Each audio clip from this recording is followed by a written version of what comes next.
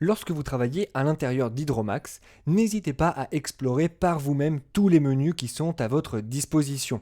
Lorsque vous explorez les différents icônes, vous allez tout de même trouver des outils très intéressants. Comme par exemple la possibilité d'aller chercher des éléments faisant partie d'autres bibliothèques que celles que vous avez sélectionnées à la base. Par exemple, ici j'ai créé ce qu'on appelle un wireframe. J'ai donc, par défaut, accès aux différents outils que je vais pouvoir utiliser simplement à l'intérieur de mon wireframe. Mais je pourrais avoir envie d'avoir accès à un objet que j'ai vu à l'intérieur d'une autre bibliothèque dans un autre projet, par exemple la bibliothèque ClipArt.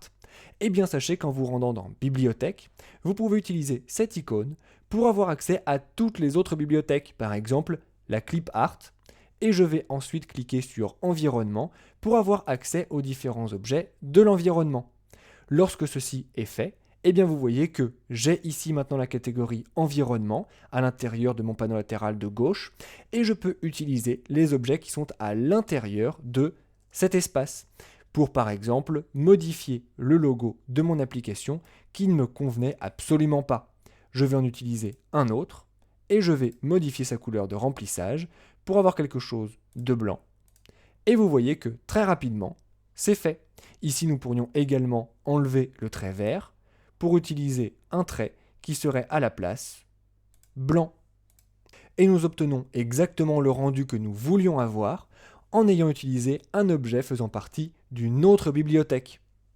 N'hésitez pas également à bien explorer les menus qui vous permettent de partager votre travail avec d'autres personnes.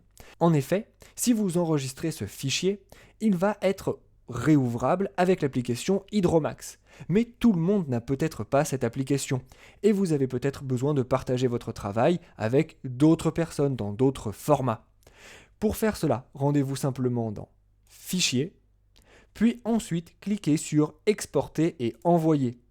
Là, vous voyez que vous avez différentes possibilités.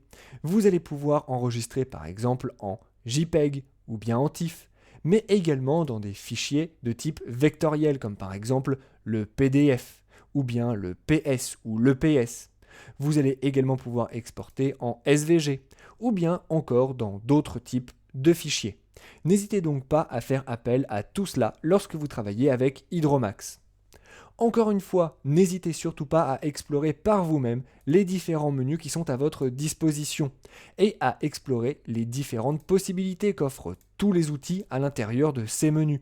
Vous allez trouver par vous-même des choses très variées qui vont vous permettre de savoir encore mieux vous servir d'Hydromax et de faire des choses plus avancées et plus professionnelles.